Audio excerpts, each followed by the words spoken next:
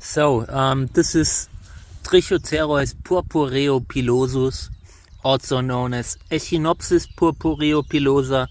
Let me show you the plant. There you go. Grafted cactus. It's 2 years old.